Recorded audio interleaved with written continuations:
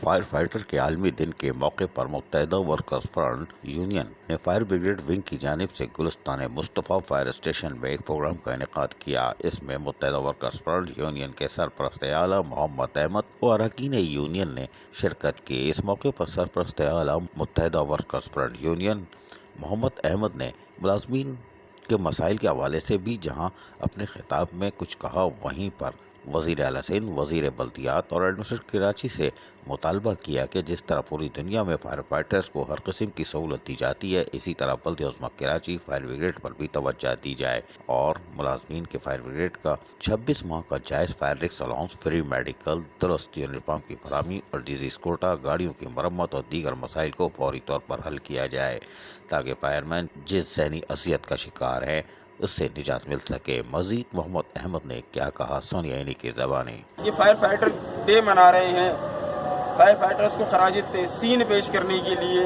ان کی خدمات کو سراہنے کے لیے، لیکن یہاں ایک بڑے افسوس کی بات بھی ہے کہ پوری دنیا میں فائر فائٹر کا معیار، ان کا مورال بہت بلند ہے، لیکن بدقسمتی کے ساتھ میں پاکستان کی بات نہیں کروں گا، میں کراچی کی بات کروں گا۔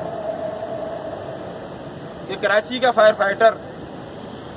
آج بھی اوور ٹائم سے محروم ہے، کراچی کا فائر فائٹر آج بھی وردی سے محروم ہے، کراچی کا فائر فائٹر آج بھی ان لوازمات سے محروم ہے جو دوران حادثہ، دوران آگ جب وہ کام کرنے جاتا ہے، جو چیزیں اسے چاہیے ہوتی ہیں، جو لوازمات اسے چاہیے ہوتے ہیں، جو انسٹرومنٹ اسے چاہیے ہوتے ہیں، جو اوزار اسے چاہیے ہوتے ہیں، لیکن وہ بھی آج اس کے پاس پوری طرح سے اس کے پاس موجود نہیں ہے۔ یقیناً فائر مین ہمارے مجبور ہیں اور ان کی حالت پتلی سے پتلی ہوتی جا رہی ہے۔ ہم فائر فائٹر ڈے مناتے ہیں اور سامنے عبرت کی تصویر خود فائر فائٹر کھڑے ہوتے ہیں۔ عزیز عارف، KBS بلدیاتی نیوز کراچی۔ ایسی ہی خوبصورت ویڈیوز فیوچر میں حاصل کرنے کے لیے ریڈ بٹن پر کلک کر کے اور بیل آئیکن کو پریس کر کے ہم سب کے سبسکرائبر بننا مت بھولیے۔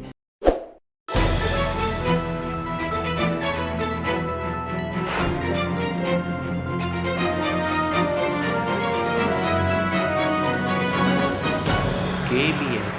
بلدیاتی نیوز۔